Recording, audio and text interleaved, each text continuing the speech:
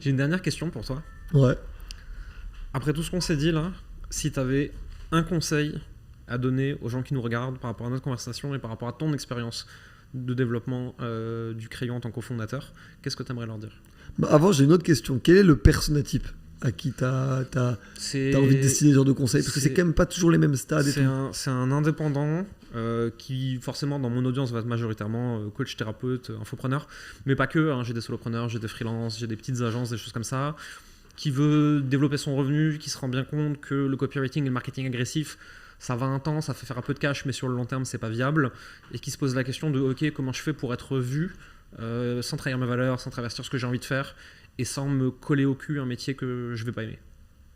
Moi, je pense que c'est d'utiliser en fait le sens, pas la passion dans le sens le kiff quotidien de faire un truc, le sens dans le sens l'utilité qu'on ressent à faire ce qu'on fait, parce que quand on est coach, je pense qu'on doit ressentir une utilité de dingue dans son job. Hop là, ça va toi? Utiliser le sens qu'on va ressentir au quotidien comme levier de notre marketing en fait. Donc de mélanger vraiment les deux. Typiquement avec le crayon, je ressens une incroyable utilité à faire en sorte que des gens viennent me voir spécifiquement pour me dire je pensais A, et grâce à tout le travail que vous faites avec le crayon, que ce soit sur vos propres personal branding ou sur le média, mais surtout sur le média, je pense B. Et ça, pour moi, c'est un truc incroyable d'avoir permis aux gens de changer d'avis. Et d'un côté ou de l'autre, hein, d'une idée politique à une autre, d'une vision d'un sujet à un autre. Enfin, j'ai pas et dans les deux sens, hein, j'ai pas de sens préféré. Juste la fluidité des idées est quelque chose qui me rend extrêmement fier dans ce qu'on fait. Et je pense que pour un coach ou un thérapeute, réussir à se dire qu'est-ce qui me rend très fier, ok, ça me rend très fier d'avoir vraiment aidé cette personne à être beaucoup plus alignée sur ses objectifs. Et après, deuxième étape, utiliser ce retour du terrain et de qualité et en même temps ce qui nous rend très fiers, de l'utiliser comme du marketing. Le crayon, ça a une puissance incroyable sur les changements d'avis et l'opportunité que tu as de remettre en question les idées préconçues que tu avais. Et on est fier de ça et on vend ça. Et de l'autre côté, pour le coach ou le thérapeute, de se dire moi, je suis vraiment heureux de faire en sorte qu'il y ait des gens qui se retrouvent à avoir un parcours de vie vraiment changé grâce à moi.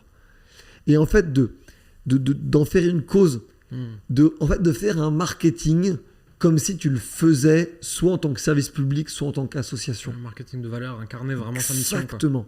Un marketing de mission. Et je pense qu'avoir un marketing de mission, dans une époque où il y a de moins en moins de sens et où tout le monde raconte de plus en plus n'importe quoi, je pense que c'est quelque chose qui peut être incroyablement puissant et en plus avec lequel on se sent très aligné. Je pense plus on va avancer dans les frénésies technologiques, les peurs de guerre mondiale, parce que là il y a quand même la monnaie des BRICS qui va arriver, donc ça commence quand même à sacrément se tendre, plus la frénésie technologique avec l'IA. Tu vis dans une époque qui va être pas simple, qui va être stressante pour beaucoup de monde, avec peu de gagnants. Réussir à avoir un message qui est fondamental, beaucoup plus que incrémental, tu vois, un message qui touche aux tripes, ça peut être quelque chose de vachement intéressant et de vachement important. Et surtout, je pense que c'est le meilleur antidote sur le fait de durer que 1 an et 2 ans et de plutôt durer 5 ans ou 10 ans. Antoine BM a été un des premiers, voire même un des seuls de l'infoproduit à maintenir ce discours de vision, ce discours fondamental autour juste de la liberté géographique et temporelle. Et il a vraiment tout fait là-dessus en disant même 5000 par mois, c'est déjà génial, c'est déjà incroyable, on envoie de la force. Ça a été très beau.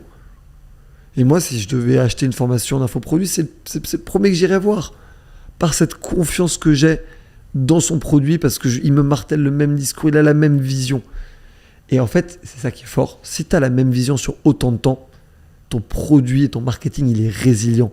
Il a eu le temps de se construire sur des années.